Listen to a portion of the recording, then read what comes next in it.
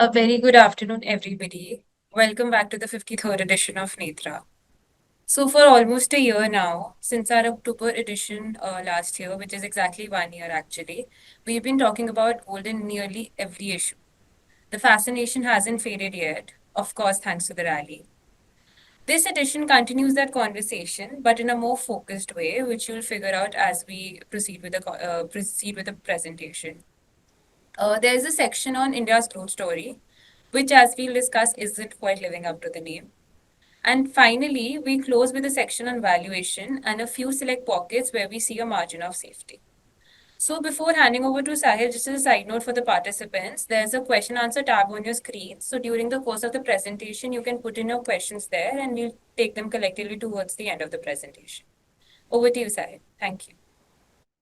Thank you. Good evening, everyone, and welcome to another session of DSP Netra. And this session, we've tried to, put a few sections which are very relevant. So we'll straight away dive into, the most interesting aspect, which is discussing the numbers and what insights the numbers show us. As all of you know that this is a monthly publication. We do this 5th of every month. The idea continues to be to put data rich perspectives which can help you take informed investment decisions. uh, so let's look at the first section. The first section is what to think when you think about gold and silver. Essentially we are talking about precious metals, and thanks to the rally this year in 2025, gold itself is up more than 50% in 2025, which is the first 9 months. The ninth month is still ongoing, and which is a very large rally. Silver similarly is up 65% or more in Indian rupee terms. So what we have done is that we've put down uh, all the data sets and cuts that we've done over the years, and we've tried to reassess where we are in this rally. So first a little background that almost almost I think about 3 years ago was the first time that we started speaking about how gold is shaping up to be a good investment, largely driven by one key factor. What was the key factor? We said that gold, and for that matter, even silver, both the markets are in deficit, where silver was in a very large supply deficit, where supply was less and demand was more. And same was the case for gold. Our initial hypothesis was that if demand comes through, there is going to be a large price rally. And we've written about this repeatedly, even in an article titled Why Silver, we wrote the same thing. So I will cover these aspects as we go along, but eventually, unknown to us that who will be the buyer, central banks became the largest buyers. At that time, there were some signs. We had 1 year of full data, 2022, showcasing that central banks have come in, which we highlighted through our reports. Eventually, they became the largest buyers in gold. And for silver, then institutional buying came in through. And these two became the key triggers for prices to move up. Um, why am I saying this? Because it was not known at that time that what will be the driver of the rally. Right? So it's very clear that no analysis can forecast on why a commodity should go up, when should it go up, or for that matter, any asset class. The only thing that we want to do and want to highlight repeatedly is in which assets do we have margin of safety or we lack margin of safety. That is all what we can do. And that is the key reason for us to write this report and probably communicate it to you. And therefore, it is a forecast free publication. It is not forecasting anything, but it is giving you a lens to see things differently and probably use that information to become a better investor. So let's dive into this section on how to think about gold and silver. The first section is the first slide is the how to value gold and silver slide update. We published it earlier also. I will explain it briefly. What it does is it takes the total gold mined ever, which is what you can see right now, that what has been the total gold mined ever, and we take that number here. And so, for example, total mined gold right now is about 7 billion troy ounce, and that number becomes a very large number, right? uh, because it grows at a small pace every year. But since the beginning, since gold mining has been done, most of the gold is still available. Very few of it has been lost. Then we take an assumption. What is the assumption? That gold is money. Now we want to know what is the value of money or the monetary base currently. So we take the US money supply, which is currently $22 trillion. And if you divide the US money supply by the total gold available, you get a price of 3166. Then you also take Eurozone money supply, half of Eurozone money supply, and you get another $1,300. So the range for gold becomes about 3166 to roughly about $4,500 with a midpoint of 3825. When we did this exercise for the first time, the gold price was almost 50% or 56% lower than what this data was showing. Okay, and it looked sort of ridiculous to think that prices will go there. As we speak today, gold prices are above this midpoint average. They are closing in on their upper range, which is close to $4,500 as we speak. Now, there are two or three questions that we faced. Why do we take US money supply and Eurozone money supply? Why not China or Russia or India or other countries? The reason is that the US dollar is the only legal tender which is accepted globally as of today, which means that if you were to take any other currency, the Chinese yuan or Russian ruble, and stand, let's say, at a Starbucks cafe in Madrid or in Dubai, that currency will not be accepted, right? Uh, but US dollar most likely will be accepted or exchanged very, very quickly. So it remains the only legal tender globally. And therefore, we are trying to value that monetary base, which is globally accepted. Second, why are we taking Eurozone? Because Euro is also a legal tender in the sense that it is the second largest reserve currency in the world after US dollar and part of many reserves globally. But the main reason for taking it is to estimate the euro dollar market. Now, that conversation is beyond the scope of this discussion and beyond, I think, reasoning or need for a lot of people also. Therefore, we never published it. But the euro dollar market is a very large market. Uh, in a very, very simple, crude sense, it is the amount of US dollar which have escaped United States and they reside outside of US, outside of the jurisdiction of the Federal Reserve. That euro dollar market, mostly with Eurozone banks and other banks in Asia, etc., they are subject to very less stringent lending limits. And that number itself is very large.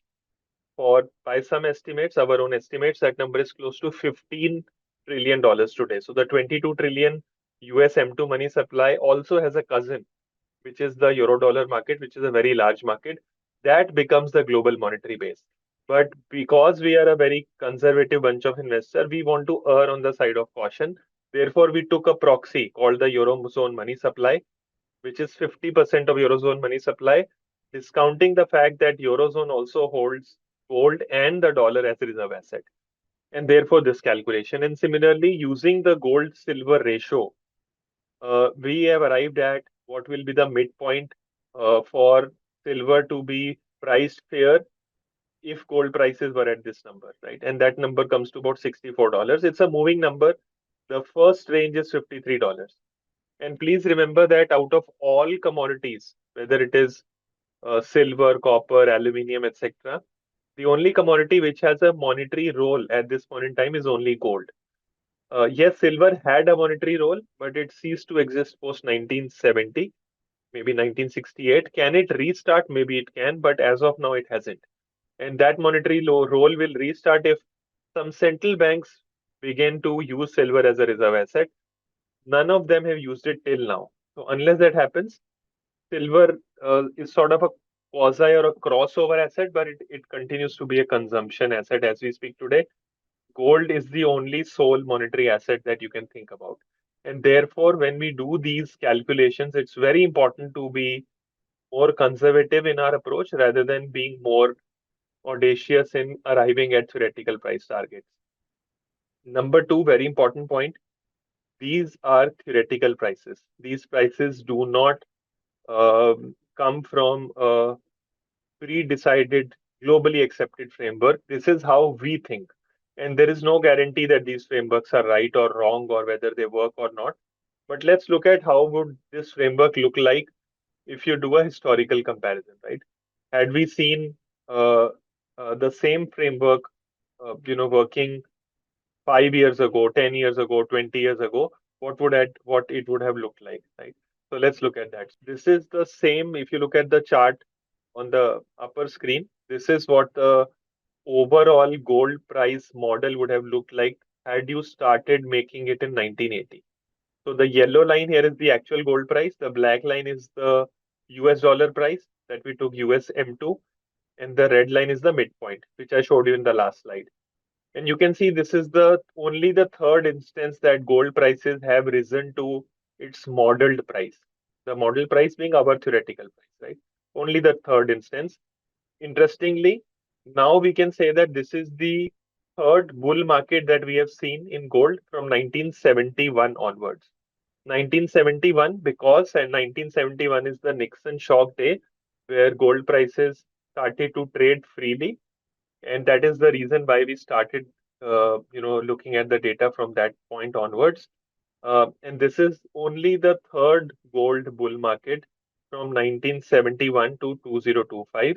And as you can see, in all the three bull markets, gold prices came back to its fair value of how we decide fair value. This is a third instance, which means that as conservative investor, if a non-yielding asset, because gold doesn't have any earnings or dividend, if a non-yielding asset comes to its fair value, which is where it is today and slightly over that number, there is no reason to be overweight on that asset. We were overweight on gold for a very prolonged period of time.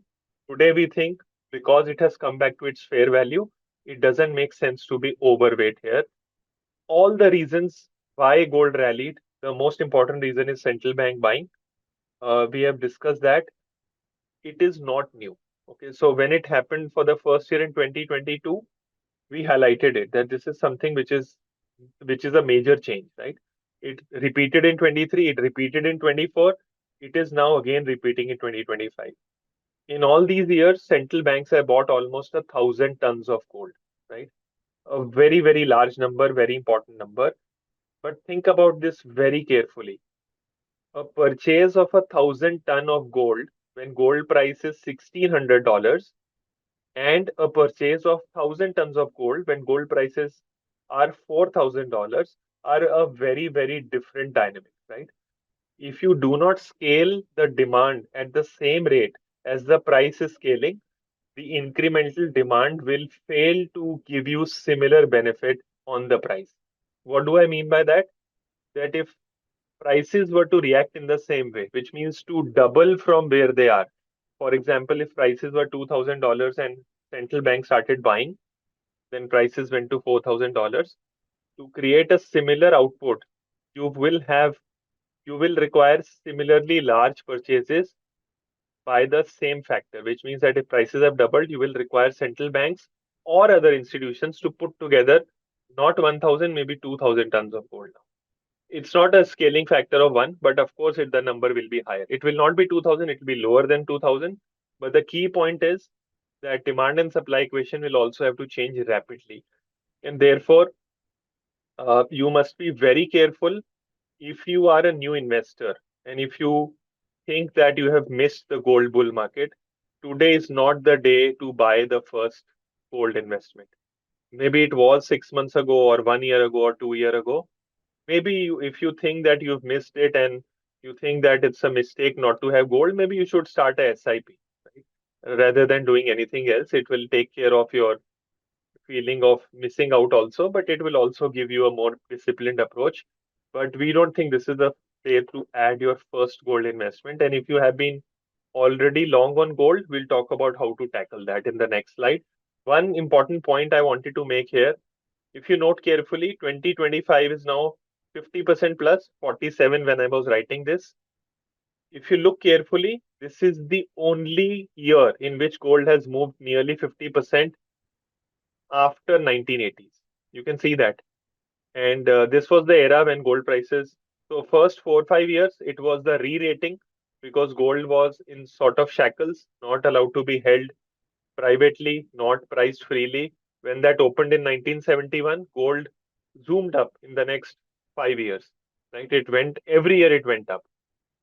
But in 1980s, it went up because Hunt brothers tried to corner the silver market, and there were also some attempts to corner the gold market. There was a rub-off. But if you note very carefully, this is the only instance where gold prices have reacted so strongly upwards, which also tells you that if you were at the beginning of 2025, you had a lot of margin of safety in purchasing gold.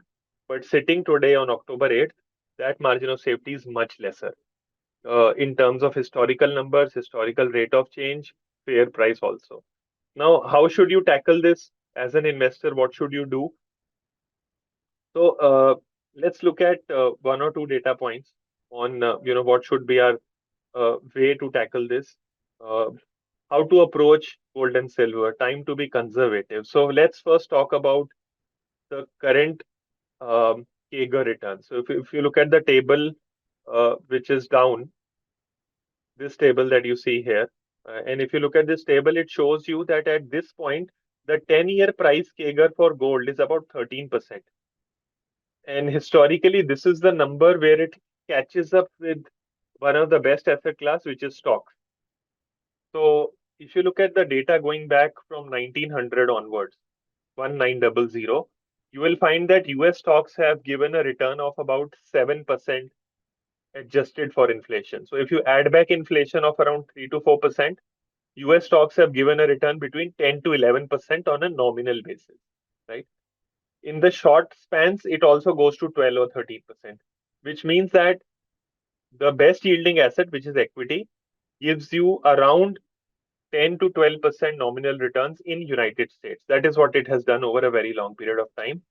When a non-yielding asset, which is gold, gives you a similar experience, that means it has cooked in a very strong scenario, and therefore those returns are sort of, you know, you could say out of the league, which means that the past investors have already taken benefit of that phase. And we are sitting on that phase as the prices have rallied at 13% 10-year CAGR. You can see that there is a 21% CAGR also here, which is 2008 to 2011. Mind you that this is part of an ongoing bull market, right? In 2008, gold prices fell sharply when global financial crisis occurred. They fell about 26% and then they recovered. So in hindsight, when you look at the Excel sheet, it is very easy to create that CAGR number. But if you were an investor at that point in time, it would have taken a huge amount of conviction for you to see that 26% drawdown and still maintain your gold position at that point in time. So there is a rider there, but yeah, can something similar happen in this cycle that if you see a large drawdown and then again a bull market continuing, maybe it is possible. We can't rule that out. In fact, if you read the last line that I wrote here, the last line says the exact same thing, that the gold bull market uh, seems far from over, right? We don't know whether it is over or not. Maybe it is far from over, but you should wait for a meaningful pullback. So, how should you approach, or what should be the ideal strategy at this point in time?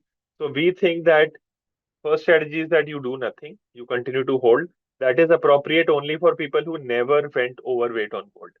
So if you never take a call on what should be the allocation, if you continue a fixed allocation strategy, then you can just avoid everything and continue with, maybe if it is 5% or whatever number, you should continue with that. Second is to reduce. Reduce gradually, trim about 5% a week. And I wrote that if it is between 3860 to 4000, you trim 5% a week. Maybe you can be more aggressive by trimming 10 or even 15% a week and therefore bring down your weights aggressively, or probably cut all of your overweight position that you have in gold today and maybe move back to a more normalized portfolio weight. And why am I saying that? Because most investors haven't paid attention to this asset class and have missed out in adding this asset to their portfolio entirely, right? For those investors, this is not the time to build 5% position. Maybe it is the time to do a sip or think about it. But investors who are overweight, for example, if your normal position was 5% and you are sitting at 15% or 20%, it's time to go back to your more normalized weight position in gold because of the reasons which I discussed earlier. Another reason, which I will talk about for gold, uh, is on the next page, but I wanted to talk about silver also. So silver is still away from the midpoint range of $64. But as you know, that silver prices made a high of $50 way back in 1980s, and then again in 2011, 49.8 closer to, and we are very close to that level. There is certain anticipation that silver crosses that level and then rallies forward. We have no clue when that will happen. Will that happen or not? Our only submission is that do we have same margin of safety as we had at 20, 25, 30, $35 or not? In fact, just about 6 months ago, I wrote an article which showed silver prices were ripe with very high margin of safety when it was, I think, closer to 30, $32, maybe $33. And even from that price, it's up 50%. Right? So do we have the same margin of safety? I don't think so. Right?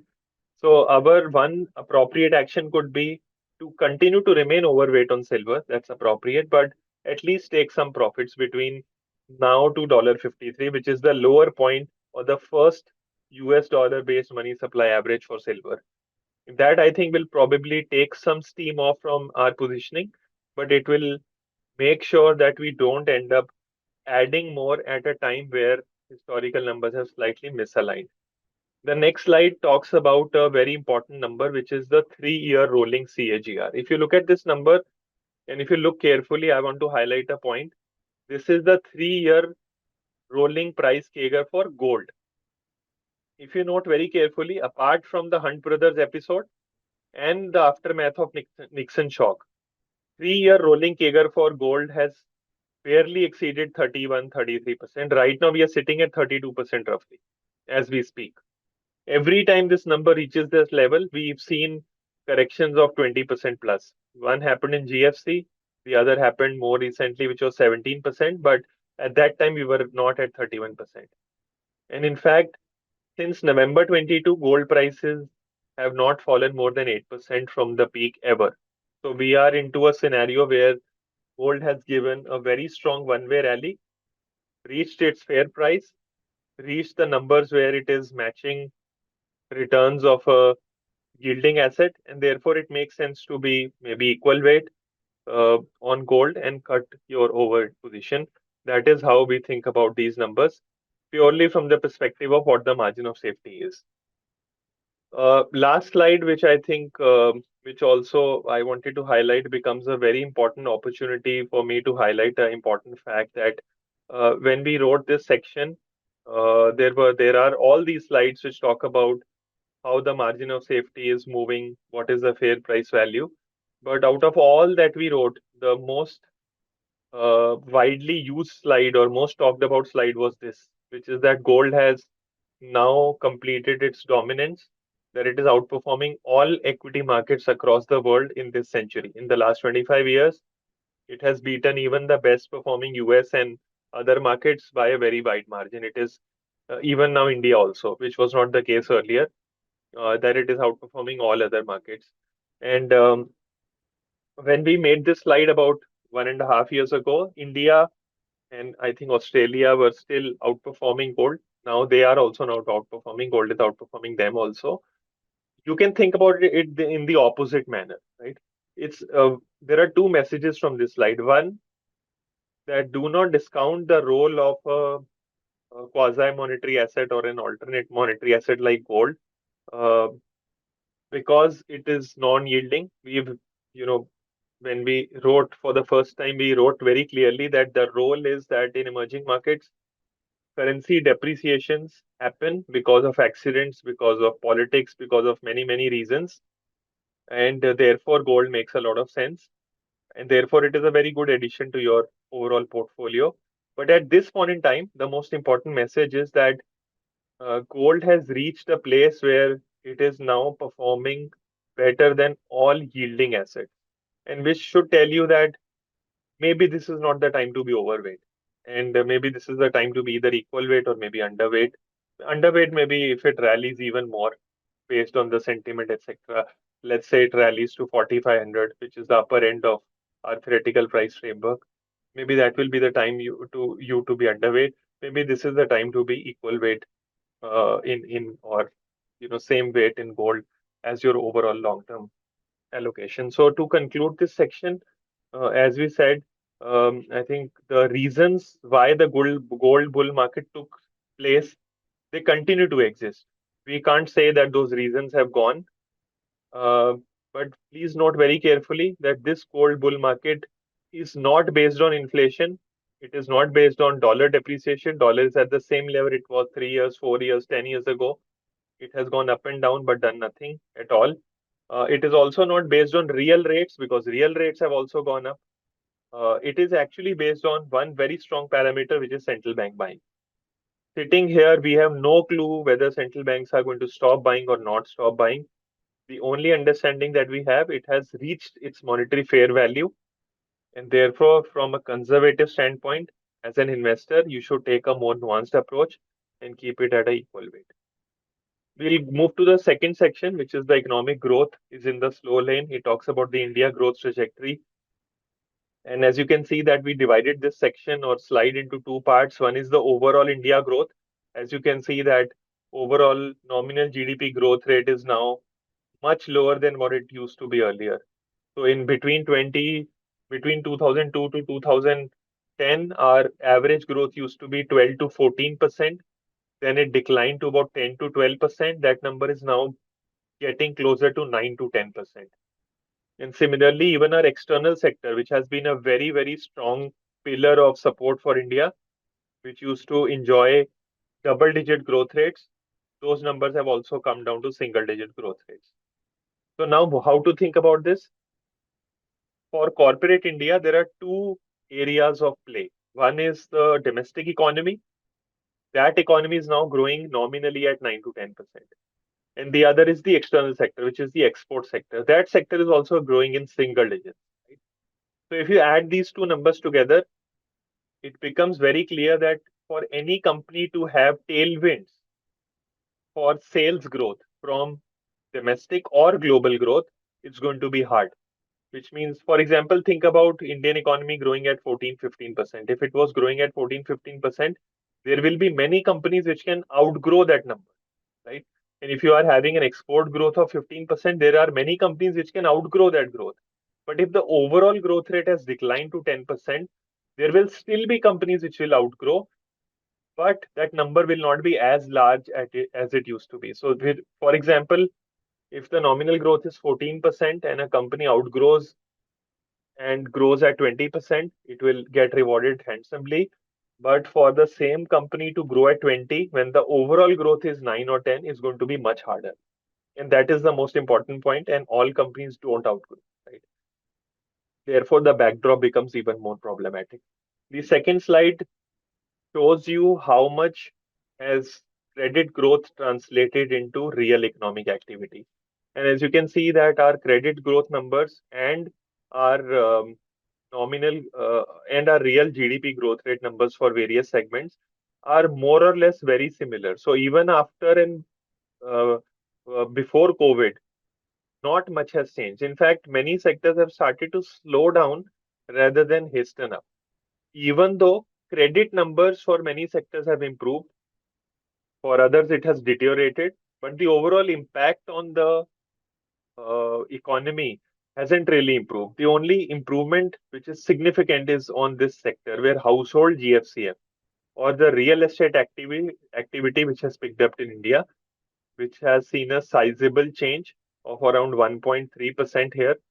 Other than that, where loan growth has been 13% and economic activity has been 14.3%, which is a large and welcome change. But in most other segments, the changes are small. Either the absolute numbers are lower or percentage changes are not significant. And one red flag is the services GEVA, which is 60% of our economy, which only grew at 5.2%. Not a very healthy sign from a growth standpoint. Are these numbers reverting higher? Are they going up? We don't have very strong clues. There are a lot of high frequency data. For example, the most recent data which are reported for auto sales number after the GST cut, the first cut understanding that you read across the board is that they are very high, 40% higher, 50% higher. But interestingly, if you add up number from August, September, and October till date, you will find that these numbers have degrown year on year, which means that this year the growth has fallen. Total numbers are lower than last year. And the reason is that last year the festival was in the end of October. This year it is in mid of October. So that number is yet to get cooked into the prices. So any assumption about short-term recovery in growth needs to be taken after we end the festive season, which is maybe the after the first week of November, and then you aggregate the 3 month together. Then we'll be able to come at a more logical conclusion. Any conclusion before that could be uncooked or undercooked. So the key message from this section is that nominal growth and overall growth is still struggling, and as of now, it is still early days to say whether all the actions that have been taken, rate cuts, GST rate cut, tax cuts, have they created sufficiently large reversal in the economic activity or not? The next section is on valuations and relative performance. First is we created a carpet chart, divided the all the sectors into market capitalization. So for example, if you take the oil and gas sector and divide it by the market caps, you will see that the largest market cap companies are still the cheapest. It does not mean that the large caps are cheap. This means that they are relatively cheap versus mid, small, or micro cap. And there are some sections even in smaller companies which are cheaper. But overall, the largest companies are the ones where valuation comfort on a relative basis is higher. On an absolute basis, the whole of the market is not cheap, right? But at least if, for example, if you want to do an equity allocation, it will be preferred to move to a largest cap companies or the mega caps or large caps rather than going towards mid and small caps, where you have to be very, very bottoms up oriented or you have to find a manager who is valuation respecting. The next is the chart that we've repeatedly made, or SMID median valuation. What this chart does is it takes the 400 companies and looks at the median multiple. So what it is not doing, it is not calculating the index multiple, right, which can be faulty. It is looking at the median multiple, which gives you a sense on what is the median valuation that the market is giving right now, and that number has gone up like anything, right? You can see that number has compounded at a faster rate than even the earnings, right? I wanted to pinpoint a very, very important uh, aspect of how we use this chart. Back in December 22, if you go and search DSP Netra December 22, you will see a section where we are saying buy small and mid caps.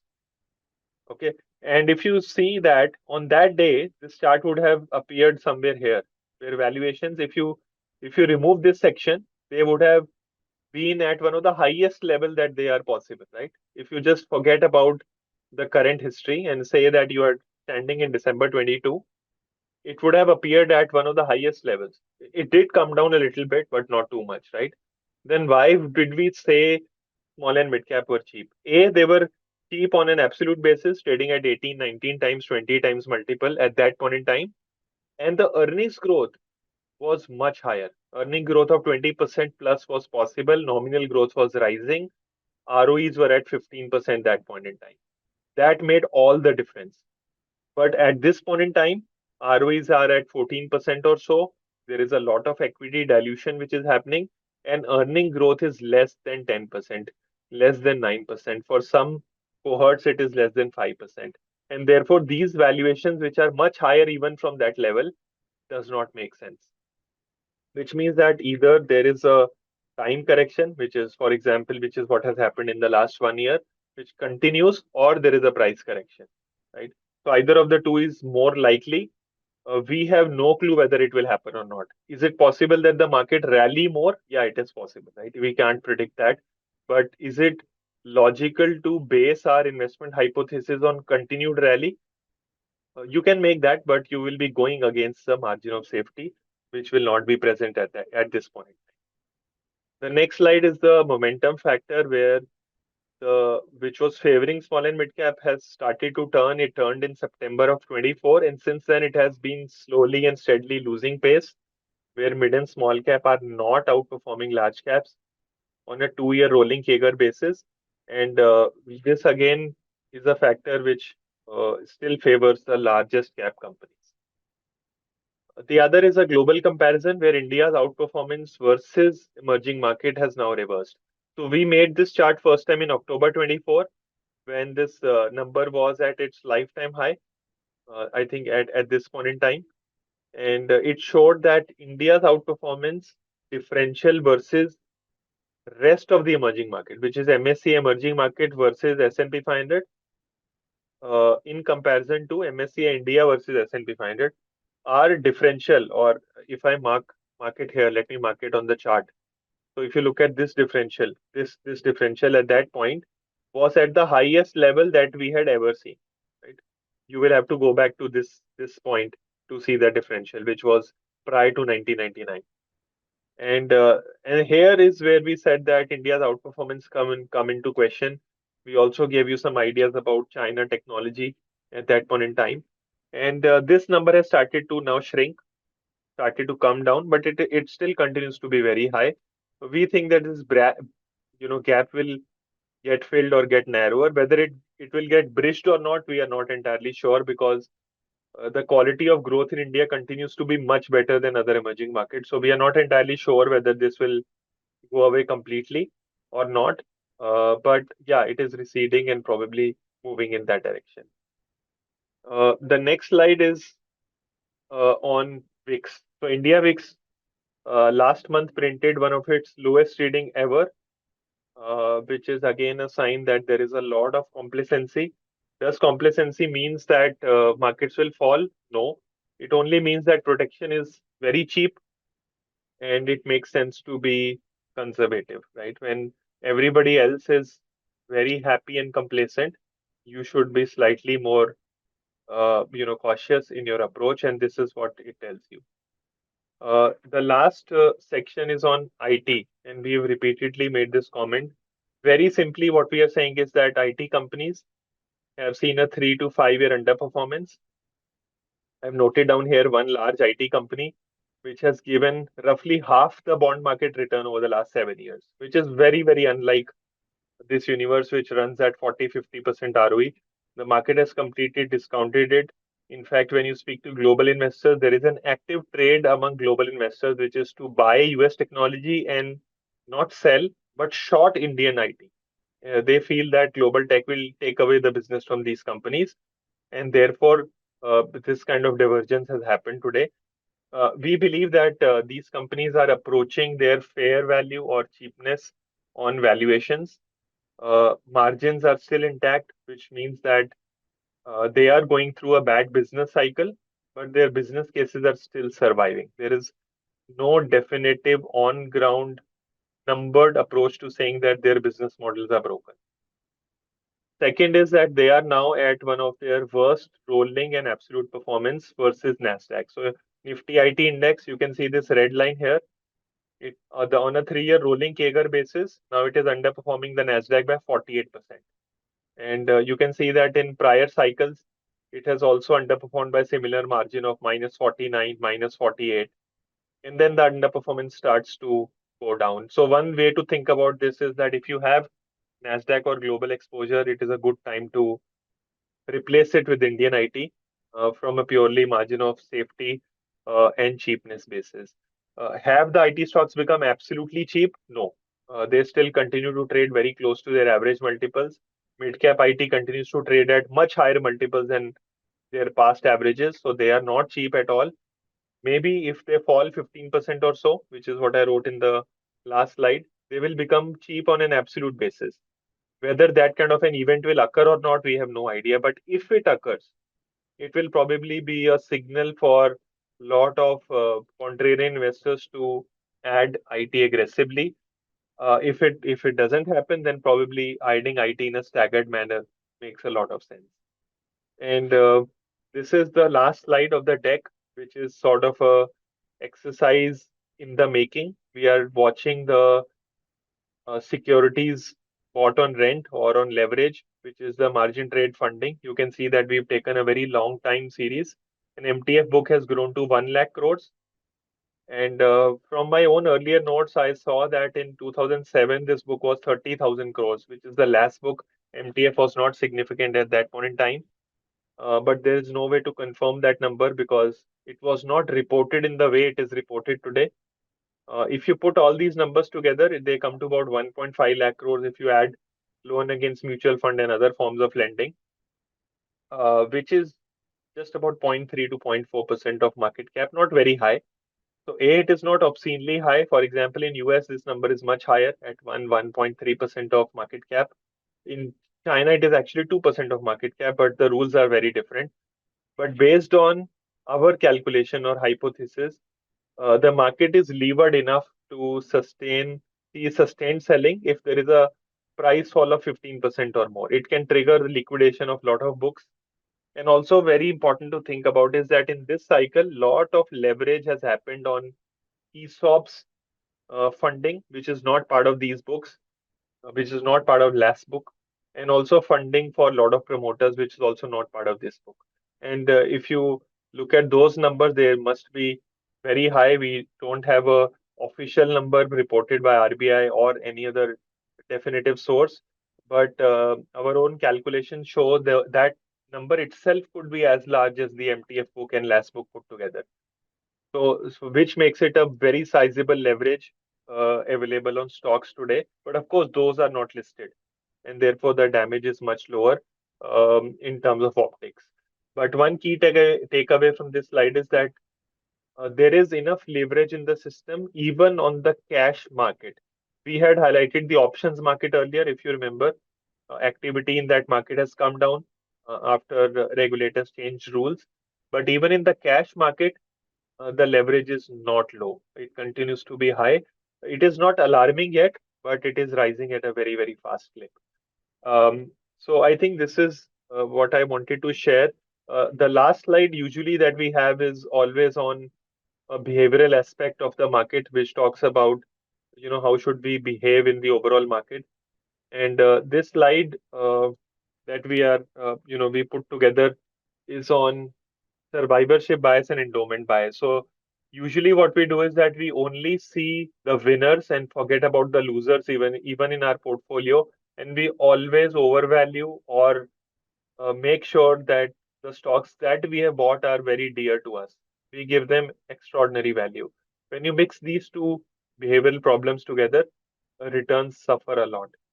So therefore, do not ignore the silent losers. They are very, very important for learning important lessons. And we should also not always think that whatever we own is of the highest quality or of the best quality. So with this, I will stop here. Mutual fund investments are subject to market risks. Read all scheme-related documents carefully.